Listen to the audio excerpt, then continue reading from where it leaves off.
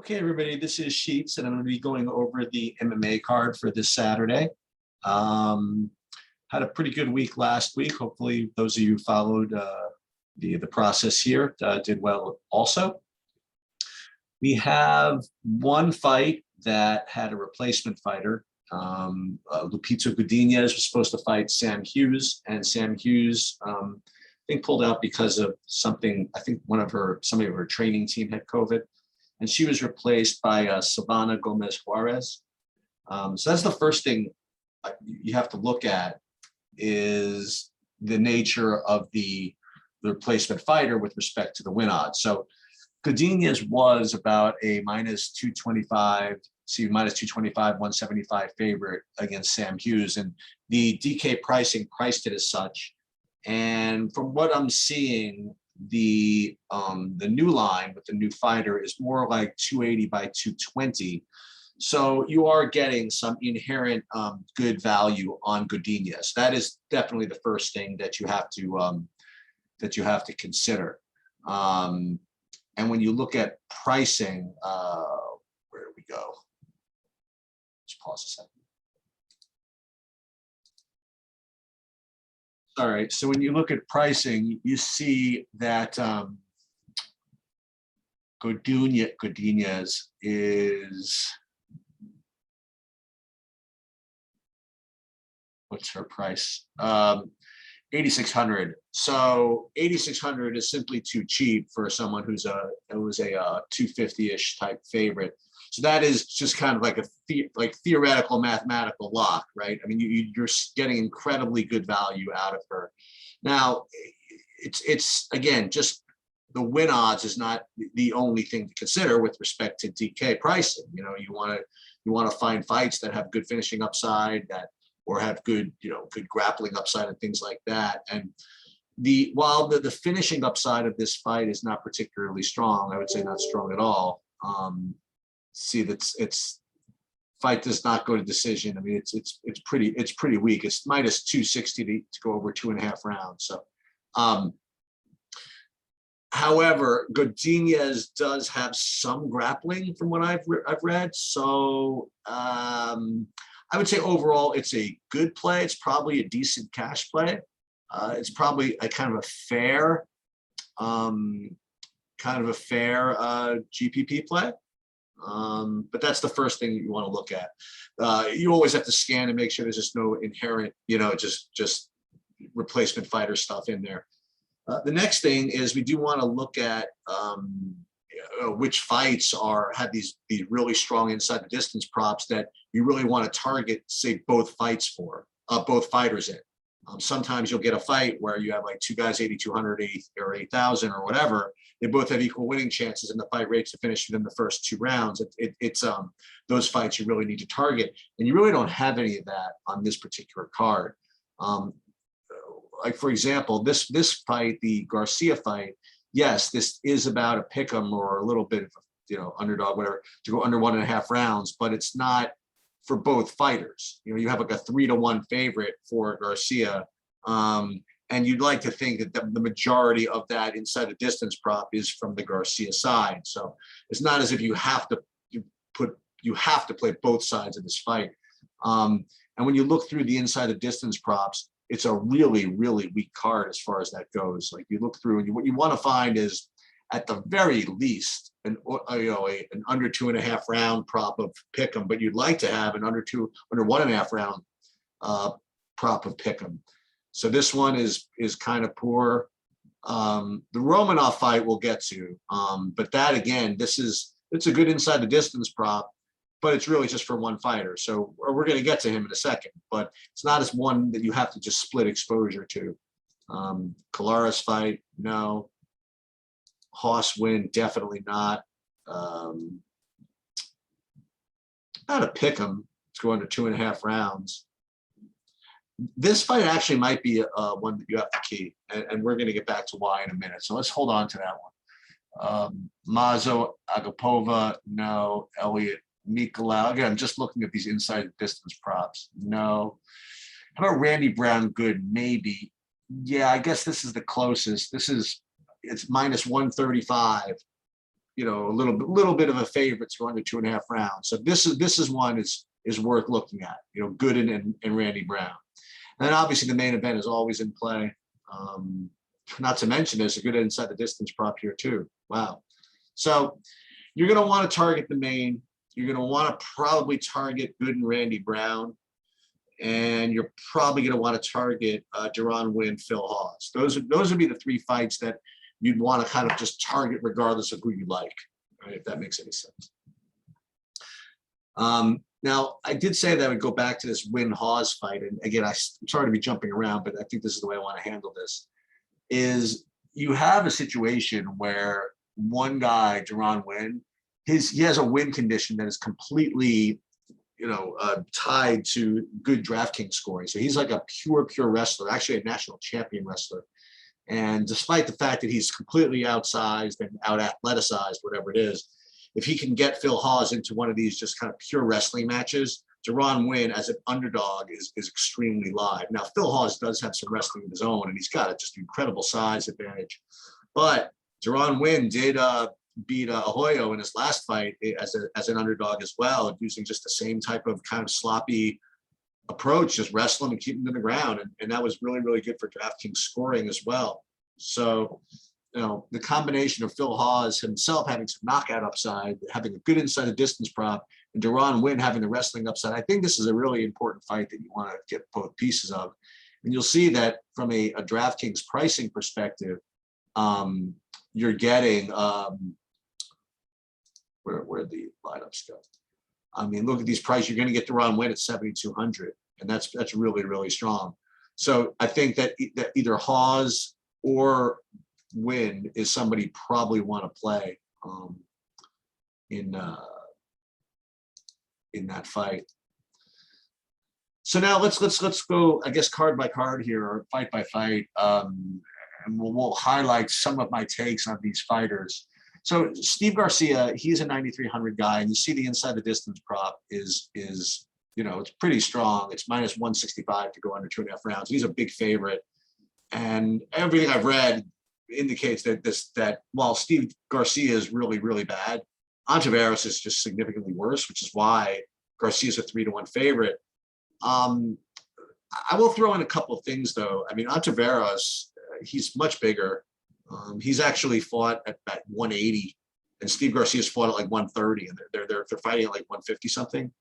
So it's not exactly so easy to say I'm going to pick Steve Garcia to knock him out. I mean, Ontiveros is the bigger guy, and Ontiveros, I mean, he's called in as a short notice replacement against Kevin Holland, who would be probably a 5-1 favorite over Garcia in the spot. So there's that, and the other thing is that this is low-level MMA. I mean, like Steve Garcia is really, really bad. It's only because he's against Ontiveros, he's minus 3-1. And if people are going to pound him at 9,100 with this inside the distance prop, I think this is probably. I mean, I'm not in any big hurry to play. The problem is there aren't that many great options, but I think Steve Garcia, if he becomes like one of the popular, most popular fighters on the slate, which is certainly in the cards. I don't think you have to have him. Like, I think, for example, we get to him, I think Romanov is certainly a much, somebody you have to play just miles before you have to play Garcia. If that makes any sense. Because Garcia is just, who's to say that he's, that he's any good and good enough to knock anybody out? So for me, yes, Garcia is just going to happen to project to be one of the best plays, but he's not a 9,100 guy that I'm just particularly, interested in just locking in. Godinez, Suarez, we talked about already. Rosa Jackson is just kind of a, I really don't have much of an opinion on this fight. You have a bad inside the distance prop. I've heard cases made for both guys. Neither one is particularly have that wrestling grappling upside. I mean, they're both just kind of okay. So I don't think that anybody's got that going for him. So I don't think from a DK perspective, it's a particularly good fight to target. So I'm probably going to be way under on this one.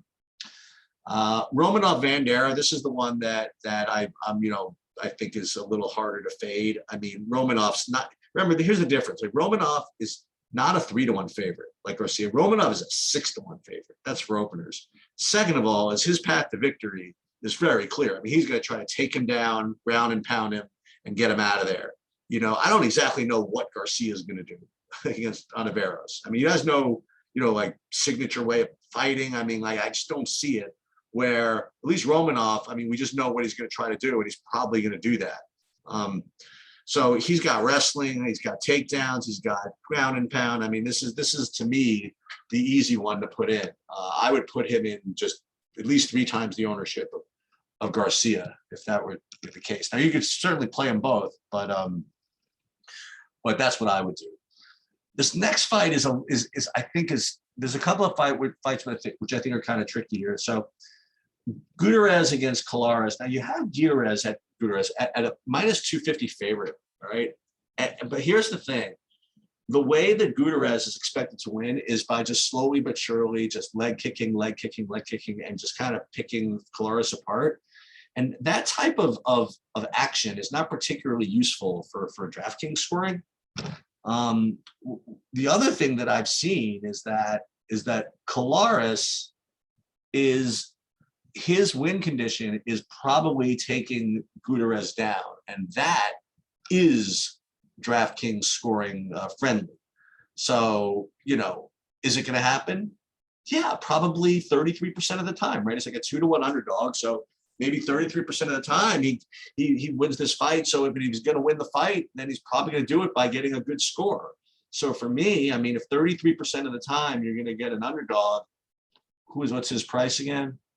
I mean, you're going to get Kolaris, who's going to be, by the way, extremely low owned, I think. I haven't seen anybody really recommend him, but 7,300 with the DraftKings scoring type of win condition, I think that's an extremely, I don't know. I think this is a pretty decent underdog here, which I don't think a lot of content is going to give you. So I don't know. I'm kind of in there a little bit. Maybe it's not maybe not my main lineup, but I think he's definitely worth a sprinkle. Just because of the way the numbers were. Okay. Hawes win. I already spoke about this. I definitely think you want to get both sides of this fight. I think if Win emerges victorious, he will score well, which is what we're looking for. So here's the problem with his next fight. So Agapova Maza. So this could be a very bloody fight. You have, you know, Agapova, who's kind of a nut. You know, she's very we'll get back to that. She's very aggressive. She's kind of wild, and you know, she can certainly get finishes. And Sabina Mazo has a lot of volume. So although this is not a really good inside the distance prop, Mazo is going to project okay because of her volume. So I feel as though both these fighters have some upside here. What scares me, and I guess this shouldn't scare me that much. What this has going for it is kind of the pricing. You know, they're both under 9K. You can get them both in. But I mean, from what I've read, this Agapova has issues, and I say that, you know, very seriously. You know, she's apparently, you know, really just something wrong with her mentally. I don't want to get into all of it, but she's left camps. She's like disappeared from her neighborhood. It's you know, if you look up Instagram or you look up Twitter under Agapova, you'll find like a lot of just horrible stories over the last couple of months. And this is coming off her last fight, which is some time ago when she was like a 15-1 favorite. The reason I bring it up is I think that this fight is very live for a late cancellation, or very live for like a post-lock cancellation, or maybe even a no contest early or something like that. I think that this is a fight that's got a lot of variance that is outside of the realm of DFS scoring. Let's put it that way. And I'm probably going to be under on this for that reason. I think that, again, I think you could play, if you didn't have that, I think you play either of these girls with a good GPP mindset, mostly Mazo, I think. But just be careful with this one because this is, this could be one of those fights. It's not the first fight on the card, and I've seen this. I mean, I've been playing DFS MMA for that long, but I've already had a couple of them where the fight locks and then somebody cancels. And I just have this vision of not being able to find Agapova or something. I have no idea, but certainly think that's in the cards. Well, it's certainly in the offing. Let's put it that way. Nicola Elliott. So the more I think about this fight, so Nicola is 2-1 favorite, and Elliott's getting. I think that the only reason Elliott's even that close is because, I mean, he is trained by James Krause, who is, a really, really good trainer. But I have this again, Tim Elliott's kind of a weirdo also. I think that Tim Elliott's not even going to listen to anything the guy says anyway. I think he's just going to do his thing. He's very unorthodox. He's going to just do whatever. And I think Nicola is just way too, from what I've heard at least, Nicola is just way too technical, way too strong everywhere. And so where I originally had the idea of Tim Elliott as kind of a live underdog, because what he likes to do is he likes to take you down. I just think that the odds of him doing that are just too slim. So look, 50 lineups, yes, throw some Elliott in, but aside from that, I wouldn't do it. Now, as far as Nicola goes, I mean, again, the problem is scoring. It's not really a finisher. So I don't know if at 8,800 or is 8,700, is it? I'm just not sure that he's a priority. But fair enough. The 67% win condition, probably going to win. Do I like him more than, say, Godinez? I think that's about, I think that's very similar, like the Godinez play and the Nicolo play. Because Godinez is probably a little bit better value because of, we talked about why earlier. But I think maybe Nicola, just because he's a man, he's going to be able to get more points, which is more volume and things like that. Then again, Godinez does have takedowns. So I think I would regard Nicola and Godinez as very similar.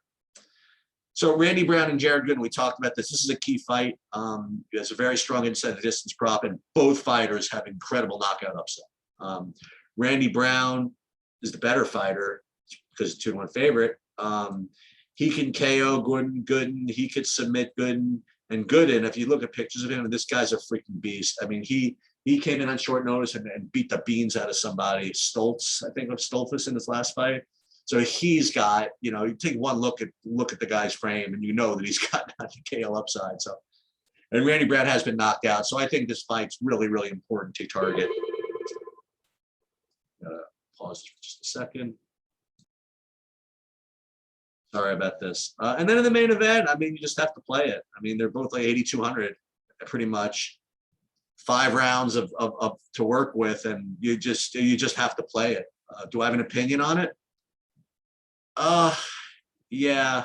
So from a line perspective, Mackenzie Dern is incredible value, right? I mean, if you look at the DraftKings pricing, I mean, this is probably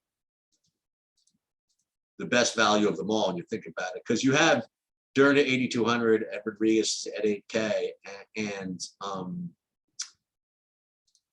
that implies almost a pick 'em price, but Dern is like a -160, and she's gotten a lot of steam over the last week, so that's a lot of value for Dern. And what I would say is that if that were made up for by DraftKings scoring upside for Rodriguez, I would say okay, but it's the opposite. I mean, because actually Dern is the one who's looking to take this fight to the ground and get control time and all that stuff. So I actually feel as though that Dern is certainly the better play. I find it difficult to believe that she's not going to be extremely popular for all those reasons. So I would probably, depending on how many lineups actually doesn't matter how many lineups, I probably would go a straight 50-50. Yeah, probably, because I mean, I still have to do a little more Dern. I mean, like, if I would probably try to go right with the field. I think if Dern is 60 and Rodriguez is, say, 40, I would just go 60-40. I think that makes a lot of sense. No real opinion on the fight. I would just go with exactly what the odds indicate, that she's going to win this. Dern's going to win this about 60% of the time. When she wins, her win condition is great. meaning that she probably gets takedowns and gets a submission. For Rodriguez, her win condition's fine too. She'll probably get a knockout. She's a much better striker. So yeah, I like both these fighters. I think that you have to have this. So in summary, I think that the fights that you want to target are Durham Rodriguez. I wouldn't have an opinion. I would go with both ways. I feel as though Randy Brown Gooden. I think you want to go both ways there. I think you want to go both ways on the Win Hawes fight. And then with respect to the other stuff, I think you could, you know, if you need to, if you want to, you could take kind of a shot with either Nicolau or Godinez. But I mean, I don't think those are much the greatest DK upside plays. And then with the 9K guys, I think that Romanov is the clear priority, way before Garcia. That would be my opinion on that. And I guess finally that Sabina Mazo fight, I'd just kind of be cautious with that. And last opinion again, just reviewing it, is I think that Kolaris is a pretty live, low-owned dog as well. That's about it.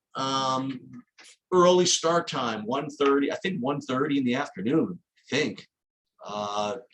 Let me just confirm that. Let me see. I'm pretty sure it's 1:30. Yeah, 1:30 in the afternoon Eastern time. All right. Good luck, everybody, and let's get it.